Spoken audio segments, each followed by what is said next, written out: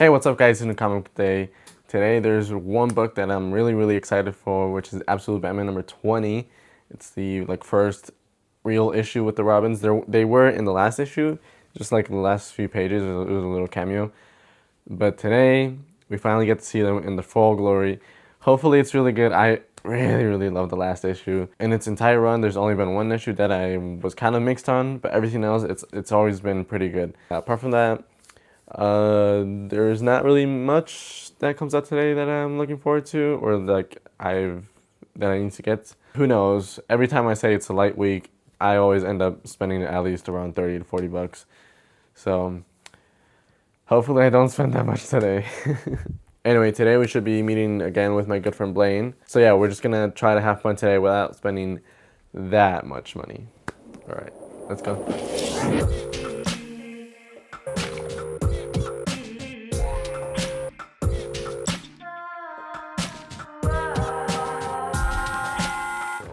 Ooh. The ad. Should give me this, okay. That's probably like 50 bucks. You got that, you got that. Ooh, I got like that $5 that you found in my car. That's it. That's all I got. That's all I got. Oh, Blaine, you should get this. It's free, and I liked it. It's really cool. You talked about this one. Mm-hmm. Yeah, it's about like AI or something. Okay. It's a number 0, so the actual first issue comes out, I think, like 1 or 2 months.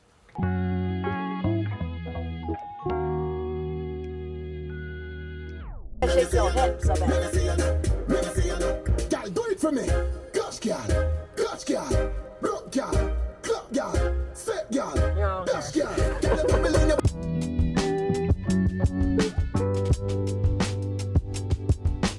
Yeah, Dick doesn't have a number. Yeah, that's Dick.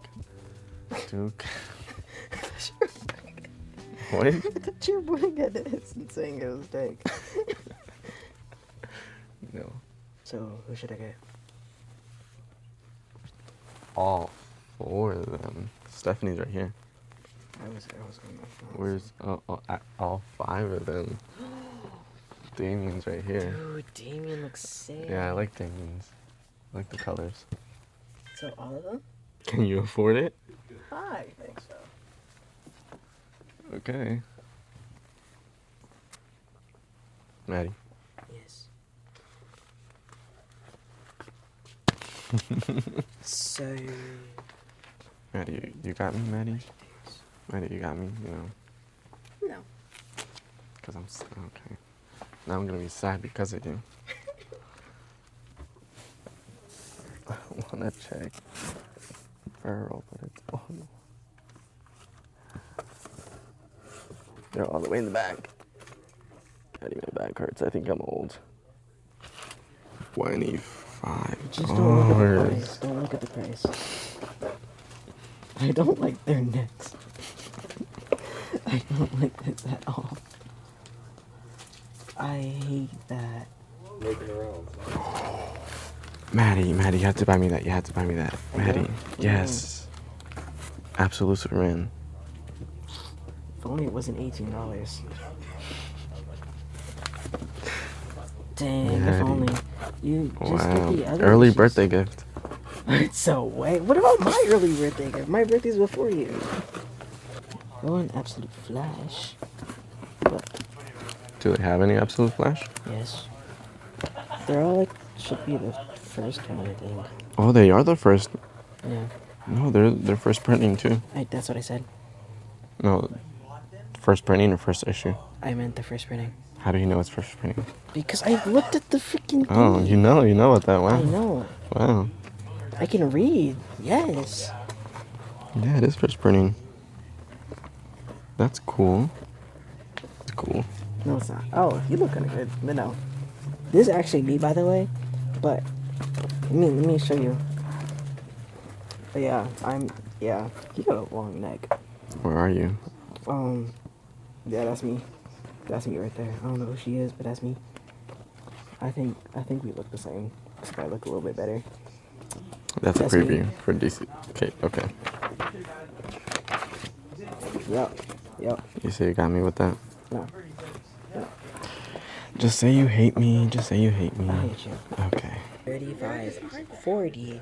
So I'd have about $30 to my name if I spend the money. And then we're supposed to go out to eat. Dude, this is... Eddie, I'm sorry I brought you into this hobby. I mean, it was already, like, sort of a hobby before, but I wasn't in, like... Yeah, but now I bring you to the stores every single week. Yeah. So this is your fault. Yeah, So that's as what an I'm saying. I'm apology- sorry. As an apology, I'm not got getting. I can. Yeah, I can. every single one. I can pay for them right now, and then you pay me whenever we get paid. Yes, sir.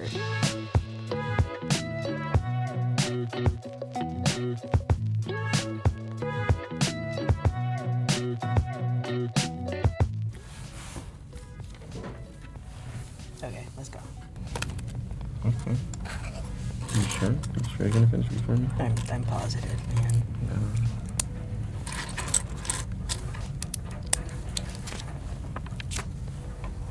This is different than how I build rap. And they all have a little pizza inside their head. Just like me. 'Cause I got pizza on my mind. Brain. It's a little creamy on my pizza.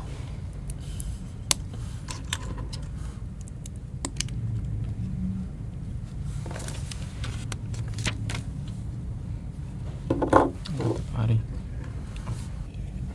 Dude, when I finally get the Arkham Asylum one, I'm gonna be so happy. How much does that cost again? Like 300. 300. It's light work. So you can buy me that for my birthday? No. You just said it's light work. Yeah, for me. I'll let you play with it a little bit, you know, but that's it. You can help me build. Actually, I don't know. I don't like people helping me build large sets. Why? Because I mean, I get it, but like, why? if you get it, then why are you asking why? It's just better that way. For me, I guess. Mm-hmm. So I know that everything's actually going where they belong.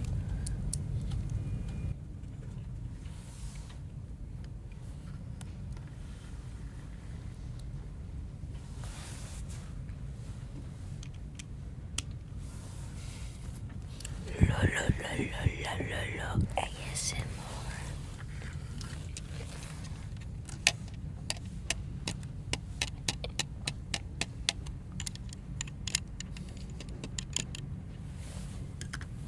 Why are you making them kiss their I brothers? wasn't. Their brothers. I wasn't. I should be hero, not you, Leo. Dang. Master Splinter should have made me the leader. You just a brat. Nobody likes you. Nobody loves you. Get out of my life. Fuck. He keeps falling off. Leo, that was a little bit harsh. It's okay, Donnie. Let's go save the world together. Oh, it keeps falling. It's okay. Yeah. There you go.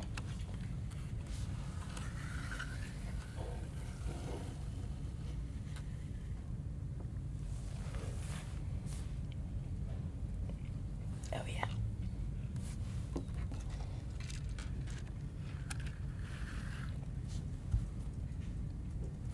Somewhere. All right, and we're back. So what I said earlier about not spending that much money, that did not go as planned. Yeah, I just had to buy bags and boards, and I forgot about that when I recorded the intro. So I was already planning on spending a bit more than usual. Anyway, and then I did get a few other comics that I didn't need. I just bought. Yeah, okay. Anyway, yeah, here's the stack for this week. But before I talk about those, I'll talk about what I read last week, which are these right here. I'll try to be quick with these because I sometimes spend way too much time talking about them. First of all, for the Andor one, I thought it was really cool. Not that much going on. It was just like a little side mission for Andor. It just made me want to watch the series again. So yeah. And then next up is Daredevil #2. First of all, I love the use of red by Lee Garbett in the art. It's so cool. Obviously, it's a Daredevil, so it's going to be a lot of red in there anyway. But the way he uses it, it's just really, really cool. And since the last issue, we know that Matt Murdock is a teacher now, and I was hoping that they would continue that throughout the whole run. And so far they are. There's a little scene in here where he's teaching at the university again, so that was cool. And they, again, seem like every time they're going to do that, they're going to try to weave it into the story some way. So that was cool. Yeah, really, really interesting setup for the rest of the run. Just like usually happens with #2s, where they're not as great as #1s, but they're still really interesting. It's still really cool. But yeah, really, really want to see where this goes. And then, of course, at the end, spoilers, there's a nice little Spidey cameo, which is really cool. Yeah, I like this issue. So far, so good. Really hoping that the rest of the run is like of this quality. If not, of course, I know they can do better, and I know they will. So yeah. Next up is If Destruction Be Our Lot. This was a really thick book. I really liked it. I thought it's not like an amazing #1, but they did so well in like setting up the world, setting up the characters, like the morals of the story and what they're trying to convey. It was so good. The robots have taken over the world because humanity is dead, so they're just going on with their routines every single day, doing the same thing over and over again. Some of them were created to serve humans, but now the humans are no longer there. They don't really have a purpose anymore, but they still keep doing the routine that they're programmed to do. And this guy, he's a robot that looks like Abraham Lincoln. He just wants something more. He wants to break the routine and be his own person or robot, whatever.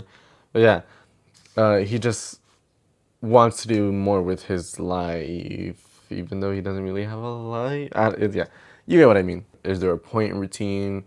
Is there a point in like keeping that routine even though it no longer serves a purpose just for the sake of routine? Really interesting. Really, really looking forward to the rest of this run. I don't know if it's a limited series or if it's just a regular run. Either case, I'll be fine with it. And then last but not least, Ben 10 #1. This was a really, really good #1. It just, like, If Destruction Be Our Lot, it's more of like the story and the world setup, but this is just like everything is set up here. A really, really cool villain. I want to see what they do. When I was younger, I did watch Ben 10, but I wasn't like a super fan. I didn't know the complete story. I just know, oh, that's Ben 10. He has powers. He's cool. That's all I knew because I was little. I didn't really understand what was happening. But now, yeah, I don't know anything about Ben 10 really. I just know, like, yeah, he has his watch and the 10 aliens. I don't know, like, who are his main villains or anything, but the villain setup in this story was really, really cool. She's like Thanos in a way. I don't know. And yeah, this is some really, really fun issue. Great banter between Gwen and Ben. They really do feel like little kids just talking to each other. Really, really good action. Also, I feel like they're gonna do even better action in the upcoming issues because in this issue, like, Ben is like just got the watch. He doesn't know how to use his monsters or aliens or whatever at all. And even then, there's some really good action. So as the series progresses and he learns how to use the powers and learns how to fight with each alien, I feel like it's gonna be really, really cool to see. But yeah, really, really fun #1. I don't know if people saying like it was a more mature Ben 10 were correct. I feel like it's just Ben 10, you know. Hopefully this continues to be as good. Alright, and then for the comics this week, like I said, I did buy 2 that I didn't really need, which were, oh, I'll start with this. The guy in my LCS, he put this in my pull box because, well, so whenever Daredevil #2 came out, he didn't order one for me, even though it wasn't my pull box. It's just something that happens at that store, unfortunately. It's okay, though. So the issue I did get was from the other LCS that we go to. But he said he was gonna order one for me, and I guess he did. It's a variant edition. You know, it's a nice cover. He gave it to me, and I was like, I don't really want to like tell them put this back. That feels bad. So I just bought it, and yeah, I mean it's still Daredevil, and it's Spider-Man in there, so sure, I guess. This was kind of irresponsible on my part. Now that I'm thinking about it, I was like, I don't really need this. Just a Batman and Deadpool crossover, one of the variant covers, the Nick Dragotta cover, which is basically Absolute Batman and Punisher. This variant I did want when it released, but they're they're $9. So anyway, I like the cover. It is a bit damaged. It's like a scratch in there, but whatever. I saw it. I hadn't seen it in a while. This and an Absolute Batman #8, I think, variant by, who was it? Bruno Redondo. This and that variant are like the only two variants that I wish I did get whenever they came out. I usually don't care about variants. I don't buy them unless I absolutely need to, like there's no 8 covers or whatever. But this and that Bruno Redondo cover, those are ones that I actually like regret not getting. Although this one, $9. Jesus, $9. Okay. I have it. It's in my hands anyway. I spent the money. It doesn't matter. And then for actual new releases this week, there's just 2 books. First of all, Fury of Firestorm #2. I really like the first one. Really, really interesting #1. I don't know anything about Firestorm, so I want to keep reading this. And I do believe it's a limited series. So yeah, I'll just keep reading this. And last but not least, again, it's that time of month. One of my favorite stories ever, Absolute Batman #20.